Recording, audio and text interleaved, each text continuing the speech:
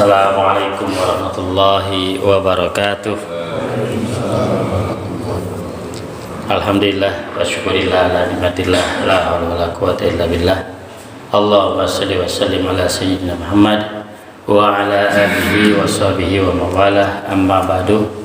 Para hadirin sekalian, para jamaah Masjid Ar-Rahman yang dirahmati Allah Subhanahu wa taala, kita bersyukur kepada Allah Subhanahu wa taala pada hari ini dapat berkumpul bersama-sama. Semoga Allah Subhanahu wa taala menjadikan kita orang-orang yang mencintai masjid, mencintai ilmu pengetahuan, mencintai ilmu agama. Selawat dan salam kita sanjungkan kepada junjungan kita Nabi besar Muhammad sallallahu alaihi wasallam. Semoga kita menjadi pengikut setianya sampai akhir hayat kita. Para jamaah sekalian, sebelum kita mulai kajian kita bacakan suratul Fatihah untuk saudari Azmia binti Hari yang beliau masih berkeadaan di rumah sakit yang tiada terduga. Rupanya kita mendengar ternyata cukup serius penyakitnya. Mudah-mudahan Allah Subhanahu wa taala angkat penyakitnya. Ala hadzini wa likulli niyatin sholihah. Al-Fatihah. A'udzu billahi minasyaitonir rajim. Bismillahirrahmanirrahim. Alhamdulillahirabbil alamin arrahmanir rahim maliki yaumiddin. Iyyaka na'budu wa iyyaka nasta'in. Ihdinas siratal mustaqim. Siratal ladzina an'amta 'alaihim ghairil maghdubi 'alaihim waladdallin. Amin. Sekarang kita masuk ke bab istinja. Nah, ini kajian takrib lanjutan beberapa bulan yang lalu lagi ya. Di sini masih berkaitan dengan taharah. Kalau kita berbicara tentang istinja ya, mengenai kebersihan ya. Jadi kebersihan itu merupakan bagian dari iman. Dan Islam sangat menekankan pentingnya menjaga kebersihan diri kita, termasuk dalam hal bersuci setelah buang air atau buang hajat. Dalam syariat Islam, hal ini dikenal dengan istilah istinja, yaitu membersihkan diri dari segala najis yang keluar dari dua jalan atau kubul dan dubur setelah buang air kecil maupun buang air besar. Jadi istinja merupakan salah satu syarat sahnya ibadah, khususnya ibadah sholat. Sehingga pemahaman yang benar tentang tata cara, adab serta hukum-hukum yang mengiringinya sangat penting dikuasai oleh kita sebagai seorang muslim. Itulah Islam ya. Islam itu tidak hanya mengurus masalah hukum munakahat, misalnya pernikahan, kemudian juga hukum-hukum yang lain ya, termasuk misalnya hukum perdata dan hukum pidana, hukum waris, hukum kenegaraan, tetapi juga mengenai ibadah dan kebersihan. Sampai ke situ detail ya.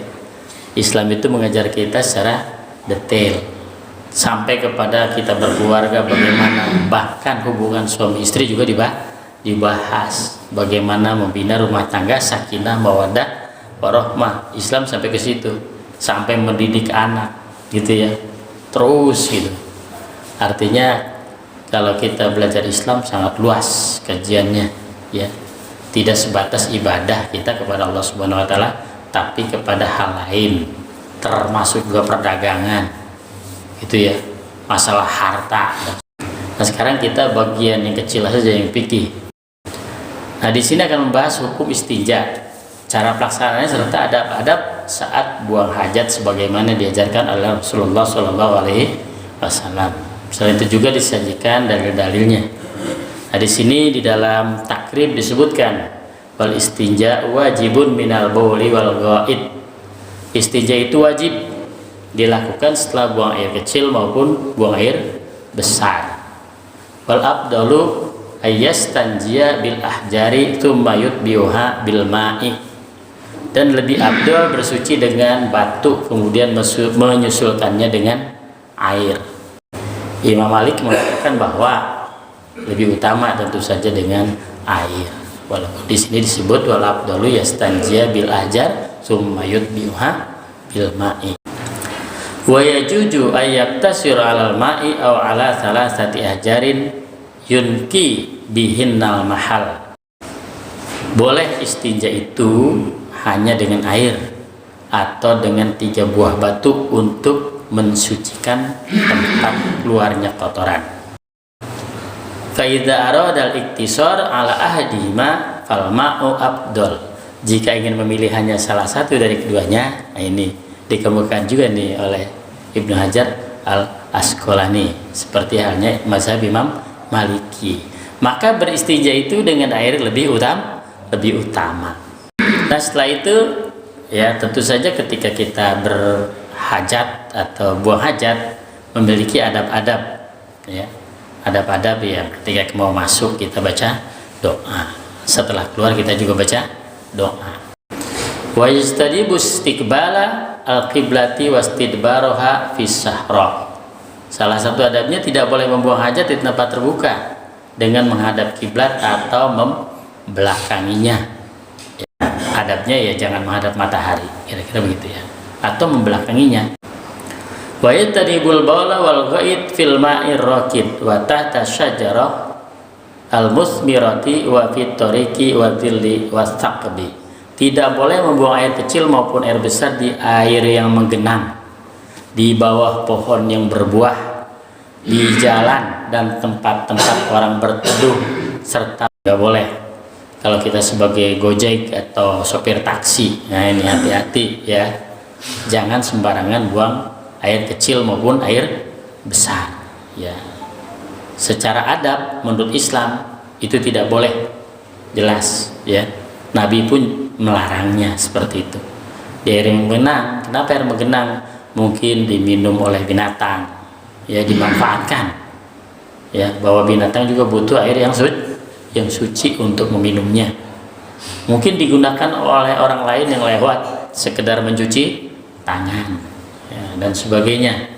Air bekas hujan genangan di jalan atau di pinggir jalan itu dikencingin, itu dilarang. Nah ini yang perlu kita, ternyata ada dalam Islam itu tetap diatur, apalagi di jalanan seperti itu ya.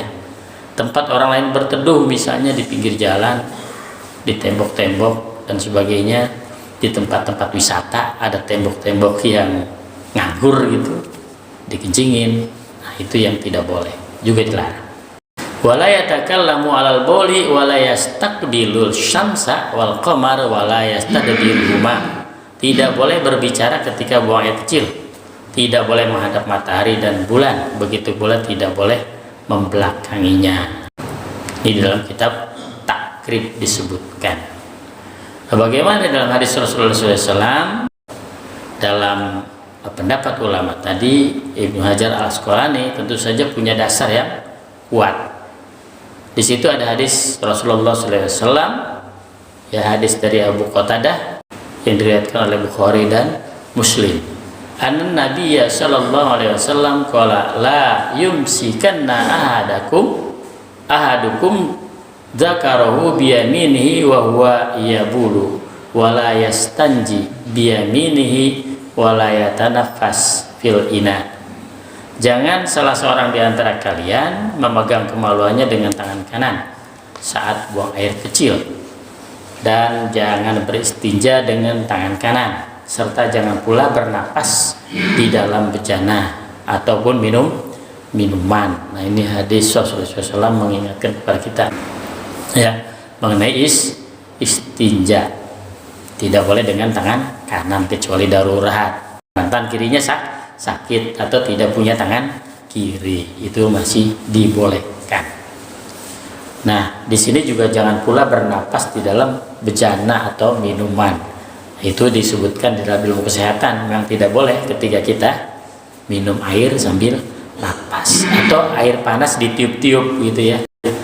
Tidak boleh, karena berpotensi udara yang di dalam mulut kita yang keluar itu kan bagian yang kotor dari badan kita, itu bisa merusak struktur air atau mengganggu kesehatan. Yang kedua, istinja dengan 3 batu. Ya, hadis dari Salman Al-Farisi yang diriwayatkan oleh Muslim. Sa'alahu qaumun qad allamakum nabiyyukum kulla syai' hatta al-khiza hatta al-qira'ah ya faqala ajal. nahana an tastaqbilal qiblata li ghaitin aw baulin aw an nastanjiya bil yamin aw an nastanjiya bi aqalla min thalathati ahjar wa an nastanjiya bi raji'in aw admin. Artinya adalah beberapa orang bertanya kepada Salman, apakah benar Nabi kalian mengajarkan segala sesuatu kepada kalian sampai-sampai urusan buang air pun gitu. Ia menjawab, benar.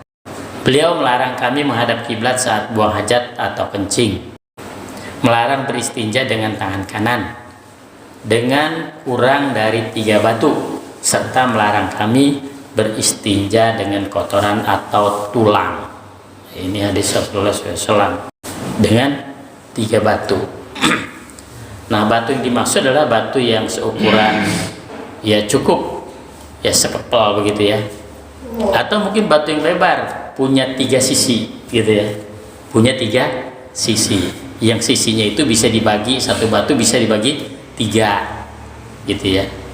Mungkin batu itu segi 4 misalnya agak tidak meruncing ya, ujungnya 4-nya kita pegang pada bagian sudut tertentu, sehingga satu batu bisa 3 kali dipakai. Kalau sekarang kan ada tisu ya, seperti itu ya, bisa 3 kali dipakai ya, dengan 3 batu minimal ya, kalau tidak ada air ya. Kalau lebih bagus itu ganjil 3, 5 gitu ya.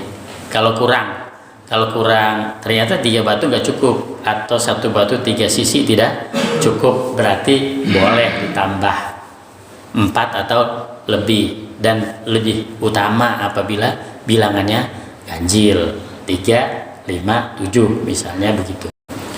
Kemudian yang ketiga, istinja menggunakan air. Nah, hadis dari Anas bin Malik kembali ya. Qala Anas, kana Rasulullah sallallahu alaihi wasallam yadkhulul khala fa ahmilu ana wa gulamun nahwi idawatan min ma'in wa anazatan fayastanji bil ma'. Anas berkata, ketika Rasulullah SAW masuk ke tempat buang hajat, aku dan seorang seumurku membawakan air dalam wadah kecil dan sebuah tongkat. Lalu beliau beristinja dengan air. Berarti bukan beristinja dengan tongkat ya, dengan air. Nah, kemudian istinja tidak kurang dari 3 batu. Jadi memang tetap air itu kalau kita air menjadi lebih utama gitu ya. Karena memang kita tidak kekurangan air. Ada air di kali, ada air sumur, ya, ada air pam. Itu sekarang udah ada air pam ya. Kalau pam itu airnya dari air kali juga. Saya searching. Pam kita dari mana sih? Nah, ternyata itu diambil dari 2 air kali Ciliwung dan air kali Angke. Kalau di Depok itu kan airnya masih bersih. Ya, dari Bogor kan gunung ya. Insya Allah air kita walaupun air pam, air bersih ya. Nanti supaya kita tidak kekeringan dan musim panas, kita bisa pakai air pam Masjid Ar-Rahman ya. Tinggal nyambung langsung ngeser ya. Enak, tidak repot. Istinja tidak kurang dari 3 batu ya. Hadis dari Abu Hurairah, riwayatnya Ibnu Majah. Idza dhahaba ahadukum ilal ghaid falyadhhab ma'ahu bi thalathati ahjar yastatibu bihinna fa innaha tujzi'u anhu. Jika salah seorang dari kalian pergi untuk buang hajat, hendaklah ia membawa 3 batu untuk bersuci dengannya. Itu sudah cukup baginya. Jadi 3 batu cukup. Tapi ya kira-kira 5-8 cm lah ukurannya menurut para ulama gitu ya, atau segenggaman itu ya, kalau tidak ada air gitu ya. Jadi apa yang dikemukakan oleh Ibnu Hajar Al-Asqalani, dasar-dasarnya jelas ada seperti itu ya, karena dia ulama besar ya, yang terkenal ulama fikih. Kemudian tidak boleh istinja dengan tulang atau kotoran. Dari Ibnu Mas'ud, riwayat At-Tirmidzi, la tastanju birrauthi wala bil izam fa innaha radu ikhwanikum minal jin. Janganlah kalian beristinja dengan kotoran dan tulang, karena keduanya adalah makanan saudara-saudaramu dari kalangan jin. Ya, hadis riwayat Tirmizi. Nah, ini sahih. Jadi ada yang masih memanfaatkan makhluk Allah itu dari tulang, termasuk juga kotoran. Itu artinya jin itu suka yang kotor-kotor, jangan kita ikuti. Iya kan? Jangan kita mengikuti sifat-sifat jin, menggunakan tulang dan kotoran, karena itu bukan perilaku manusia. Nah, sekarang kita masuk kepada ayat Al-Quran, surat Al-Maidah ayat 6. A'udzubillahi minasyaitonirrajim. Bismillahirrahmanirrahim. Ya ayyuhalladzina amanu idza qumtum ilas shalah faghsilu wujuhakum wa aydiyakum ilal marafiq wamsahu bi ru'usikum wa arjulakum ilal ka'bayn wa in kuntum junuban fattahharu wa in kuntum marda ala safarin aw jaa ahadun minkum minal ghaid aw lamastumun nisa falam tajidu ma'an fatayammamu sa'idan thayyiba. Ini ayat yang paling populer ya, untuk semua kebersihan atau toharoh. Wahai orang-orang yang beriman, apabila kamu hendak melaksanakan sholat, maka basuhlah wajahmu dan tanganmu sampai siku, sapulah kepalamu dan basuhlah kakimu sampai mata kaki. Jika kamu junub, maka mandilah. Jika kamu sakit atau sedang dalam perjalanan atau kembali dari tempat buang air atau menyentuh perempuan, lalu kamu tidak mendapatkan air, maka bertayamumlah dengan tanah yang baik, yang disebut dengan su'i dan thayyibah. Kalau untuk tayamum, tanah atau debu, begitu maknanya. Nah, ja'adukum minal ghaid, di situ di dalam Al-Quran ya, rasa tersebut datang dari tempat buang air adalah salah satu dasar hukum tentang wajibnya bersuci setelah buang hajat, meskipun tidak menjelaskan secara teknik istinja. Ya, tentu saja Al-Quran tidak merinci, maka yang merinci adalah Nabi Muhammad SAW. Ya. Maka di situ ada Al-Quran dan hadis sebagai hukum Islam primer. Ya. Al-Quran dan hadis adalah hukum Islam primer. Ya, kemudian sekundernya ya, pendapat para ulama, ijma dan kias. Ada lagi masalihul mursalah, urb dan sebagainya. Itu sebagai hukum Islam sekunder. Jadi yang primer Al-Quran dan hadis. Ya. Dalam surah At-Taubah ayat 108, fihi rijalun yuhibbuna ayatatahharu wallahu yuhibbul mutahhirin.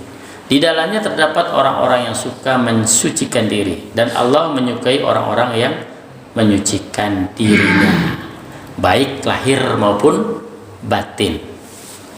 Jadi menurut sebagian mufassir seperti tafsir Ibnu Katsir, ayat ini merujuk pada penduduk Kuba yang biasa bersuci dengan air setelah buang air, bukan hanya dengan batu. Jadi ayat ini juga mendukung keutamaan istinja dengan air menurut Ibnu Katsir. Kemudian surat Al-Baqarah ayat 222. Innallaha yuhibbut tawwabina wa yuhibbul mutatahhirin. Ini juga ayat yang populer untuk thaharah. Sesungguhnya Allah menyukai orang-orang yang bertobat dan menyukai orang-orang yang menyucikan dirinya, baik lahir maupun batin. Jadi ayat ini juga menekankan keutamaan bersuci yang mencakup kebersihan fisik serta kebersihan jiwa kita. Nah, tentu saja Nabi juga mengajarkan ya, ketika masuk WC itu ada doanya.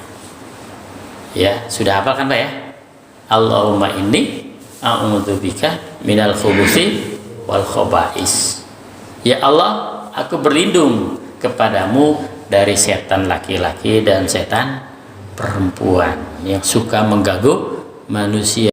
Kalau kita buang air besar, kadang-kadang kita melamun, ya kan? Masih mending kalau ingat misalnya kunci yang lupa. Tapi kalau Itu kalau lamunan yang tidak berguna, tentu saja itu adalah dari setan. Maka ketika kita masuk ingin buang hajat, kita berdoa, jangan sampai yang hadir dalam hati kita sesuatu yang buruk. Ya, maka kita baca ya Allahumma inni a'udzubika minal khubuthi wal khaba'is. Ya. Itu sebelum masuk ya, jangan di dalam ya. Baca doa itu sebelum masuk WC gitu ya. Jadi begitu mau masuk dengan kaki kiri kita mau masuk, baca dulu Allahumma inni a'udzubika minal khubuthi wal khaba'is. Enggak hafal, enggak apa-apa ya Allah, jauhkanlah saya dari setan laki-laki dan setan perempuan gitu. Baru masuk kaki kiri. Begitu juga ketika kita keluar, Nabi mengajarkan keluarnya dengan kaki kanan gitu ya, bukan dengan kaki kiri. Kaki kanan kita baca gufronaka ya, aku mohon ampunanmu ya Allah ya. Kemudian ulama itu menambahkan ya, alhamdulillahilladzi adhaba anil adza wa afani. Nah itu ditambahkan oleh para ulama. Tapi ini ada dalam hadisnya. Hadisnya sampai kepada sahabat Anas ibnu Malik. Ya, karena sahabat itu adalah murid Rasulullah Shallallahu Alaihi Wasallam.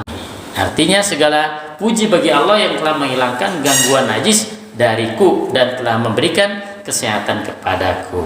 Ya. Hadis inilah mauquf, artinya hadis itu sampai hanya kepada sahabat Anas bin Malik. Ya. Siapa Anas bin Malik? Sahabat Rasulullah Shallallahu Alaihi Wasallam. Jadi ada hadis yang sampai kepada sahabat, ada hadis yang qolan nabiyu, itu Nabi berkata.